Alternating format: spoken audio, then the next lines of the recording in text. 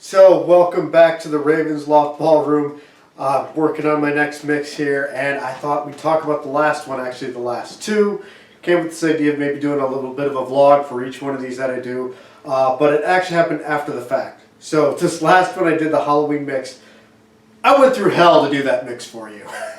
See, when you do goth music, you're doing spooky stuff year-round. Then I thought, I'll do a set list for Halloween. Let's find a bunch of Halloween songs, and the first one that came to mind was Halloween by the metal band Halloween, and I thought, oh, I'll use the Dark Moor cover. What other Halloween songs do I know? But again, when your specialty is this sort of thing, you're getting a lot of spooky stuff. Sorry, street sweeper going by getting all the leaves out of the way, out of the street. I'm like, oh man, I hope they can't hear that, but it's all good. So, the whole thing was, I could play everything in my set list here, and you'd have a good list. So, trying to narrow it down was difficult. But as I'm working on it, I come up with this idea of using some songs from like horror movies. Of course, Dream Warriors popped in, and then that was immediately followed by I Need Hellraiser, the Motorhead song. And then I had the idea of, well, since I do primarily work with goth music, I need some like goth stuff, so I thought, oh, I'll use The Howling by Babel, right? Babel, however you want to say their name. I was like, nobody really remembers that song. Nobody really, like, it came from the Howling 2 soundtrack, and like everybody hates that movie. I love it. Reb Brown and Christopher Lee in a werewolf movie together. That shouldn't exist, but it does. It's glorious as far as I'm concerned. So I went to find a copy of that. And I couldn't find one. Couldn't find an MP3. Couldn't find anything like a CD or anything online that I could buy. Nothing. So I'm going through like iTunes and I find an MP3. It's a cover. It's like the London Philharmonic doing horror movie songs or something. And I listened to the demo and I'm like, this is awesome. So I download it. Buy this, download it, start playing it back, and it turns out it is the full song, but it doesn't have the lyrics. It only contains the words, The Howling. It's legit 5 minutes of some guy going, The Howling, The Howling. I'm like, I can't play this. This is crap. It's actually not crap. It's really good at recording. So I say, screw it. I don't like doing this. I'm going to download it off of YouTube. Find the best quality copy that I can, but I've looked everywhere else. I have bought the only official copy I can get a hold of. We'll go ahead and do this. So I download it, get it all converted into an MP3, all that crap. Get it recorded into the mix. Think it turned out great. It was a perfect song at the perfect time. Really blended into Burn by The Cure nicely. They both have that kind of raven screech going on in there. I love that, obviously. So, hey, perfect. So I get it out there. Halloween Day comes, and I get a notification from YouTube that the band Ashbury Heights has put out a new song. I'm like, cool. It's a song and a video and everything, and it's them doing a cover of The Howling. So apparently I'm not the only one who remembers the song or the movie. By the way, Babel's original video, worth checking out for a laugh. You're gonna see a lot of Sybil Danning's tits in that. There's a scene in the movie where she rips her shirt off because it's like a big werewolf orgy. And in the video, that's repeated constantly. Somebody took a tally. I think it was something like you see him like 64 times or something. Even though they were only on screen for like 3 seconds of the actual film. It's awful, but kind of hilarious. But I feel bad for Sybil Danning because from what I've heard, she was not happy about that. And I wouldn't be either. So the new Ashbury Heights, their cover is on point, and the video is way better than the original video. You're getting a lot of links in the descriptions of this video, because I'm going to link that video so you can go check it out. But anyway, so I leave a comment for Ashbury Heights like, holy shit, like this is fucking awesome. Too bad you didn't release it like 2 weeks ago when I was looking for a copy of the song. They actually replied back to me. There's a little jokey back and forth going on. And they're like, well, we can do our Halloween stuff a little bit earlier. And it's like, no, don't do your Halloween stuff on Halloween. Like, please. I was like, besides, I put Phantasmagoria in my set list I did last month. So people got their Ashbury Heights fix from me. But I'm going to use their version of The Howling and something in the future. But that's going to be months down the line, so I don't want to do that back to back. So Phantasmagoria. We'll go back to now. This Unbirthday one I did. As many of you have been on the channel know, last year for my birthday, my soon-to-be wife here threw me an Alice in Wonderland themed tea party based off of a joke I had made. So we'd come up with a set list of songs based on Alice in Wonderland. So I was like, I should do a mix of that. And we should do it around my birthday again this year. So we brought the playlist out, and we started going through it. I was like, most of this is crap. Like, it's not going to work for what I want. So we took the songs that I could use, like that one by Royal Scandal, that J-pop song, Queen of Hearts, we used that. And obviously, White Rabbit was on there, and I was like, I have to use this. That's like one of those songs people would be mad if I didn't put it on there. It's like the most obviously Alice in Wonderland song ever.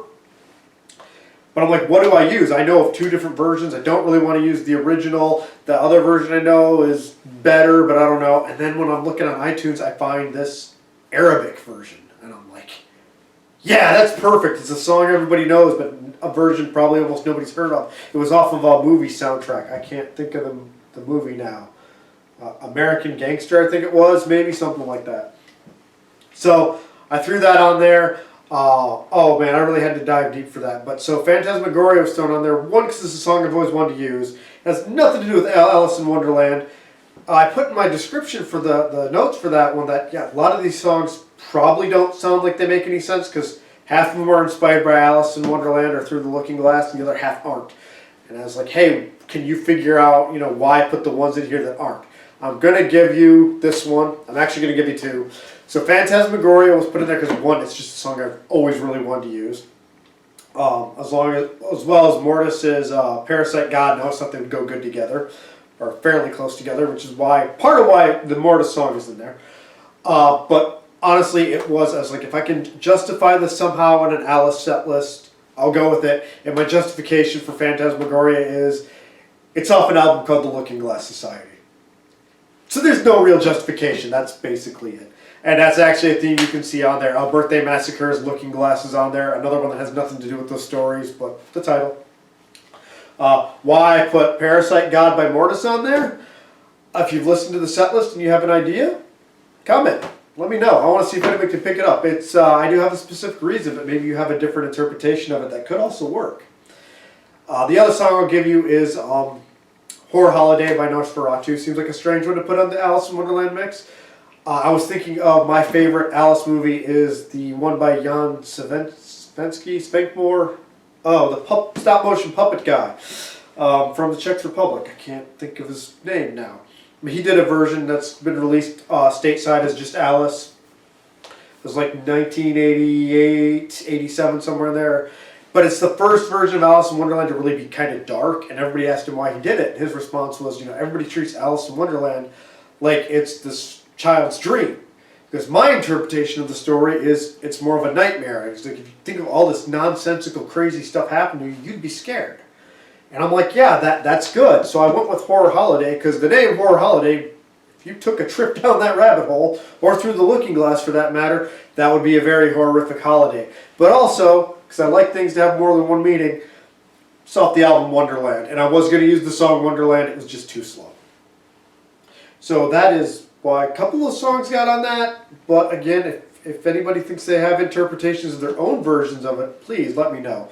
And on that, I got suggested a YouTube video by a guy called Negative Legend. It was like him overanalyzing Alice in Wonderland. This guy might be more obsessed with Lewis Carroll's work than I am, and I love it. I'm going to link his video in this one as well as that Ashbury Heights one, because if you're a fan of Alice, this dude's video is worth checking out. I've been watching a lot of his channel, and it's kind of funny. It's a lot of stuff that really doesn't pertain to me, but dude's awesome, and I love watching his stuff, so we're going to go ahead and put that down there. So, yeah, that's just my little tidbit about how I picked the songs, how I came up with them.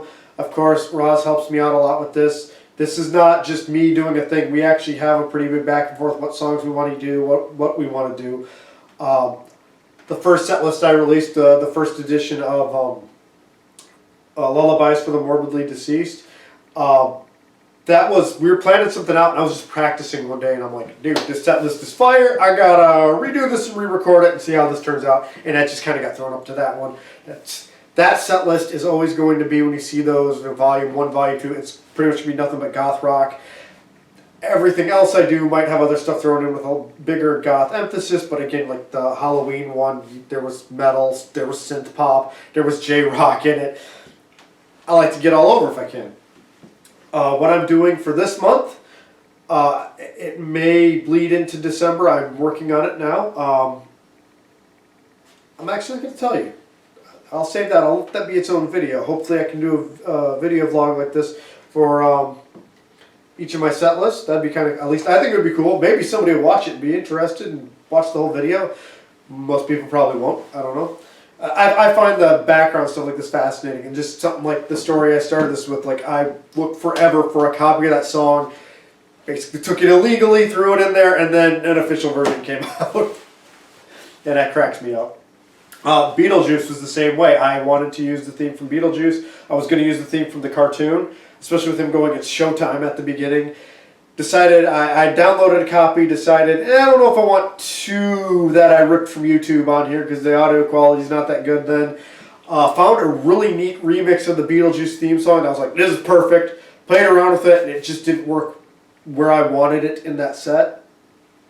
So I ended up ultimately using the one from YouTube. The other thing was how I began that, because I always say, like, a lot of my stuff I'd like it to tell a story, like that Alice in Wonderland one. I hope if you listen to that, you can picture the Alice stories in your mind. Lullabies, that's just going to be music that I like. But even with like the Halloween one, I wanted it to really capture Halloween. So we started it with that piece by Nox Arcana, and I had Roz read an excerpt from Poe over that. And it's funny because she chose a piece from The Black Cat, and we took a piece from their from the album that's all based on the works of Poe, but we didn't use the song The Black Cat. We tried it, it didn't work as well. But one thing I was going to do is to kind of bookend it, as I had done a recording of me reading just that last paragraph of Mask of the Red Death, and I was going to put that over that last piece that was in there, that was Shatter by London After Midnight, just because that last part where it's like him whispering, all my friends are dead, and that line from Mask of the Red Death about how no one's around because the Red Death is won and all that. She recorded hers. She had to go do something. I came back. I tried recording mine, and this room's just echoey. I couldn't get it to work. And we were in a crunch. Our financial situation, our whole situation with the house has been lately. We were getting our internet shut off in like a couple of hours, and I had to go to work that night. And I knew this set list was going to be almost 2 hours long at this point because it just kept building up and getting longer and longer. And I finally decided I've got time. I can record it now and upload it. But I have to do it now because it's going to take me almost 3 hours to do everything. So I made the decision that, and that's of course if I don't screw things up. So I made the decision that I would leave my part out of it. So that was actually going to be like Poe at the beginning, Poe at the end, to bookend everything. And it didn't quite pan out. I'm happy with the way it turned out. I really like how that set list turned out. But it's just kind of how it goes down. Anyway, we're going to cut this off now. I am working on the next one. It may be November, December. I like to try and do one a month. December, of course, we've got our wedding coming up. We've been working on this for a few months.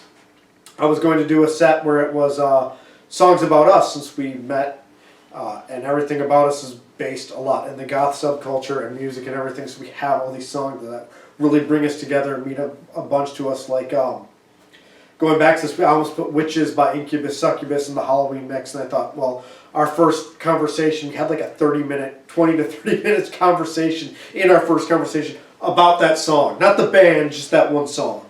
So I was like, I'll save it for that. So we're going to make that list in private during the wedding. But with everything going on, I may not get to it. So the one I'm working on now might, since I didn't get it up earlier, and we're going to the last week of November, that might be a November, December list. Take December off and then get back into it in January. But you might get to. We'll see when we get there.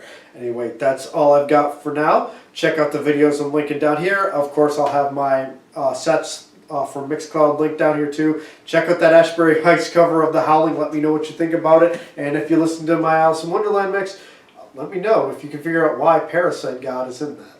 Till then, we'll see you around.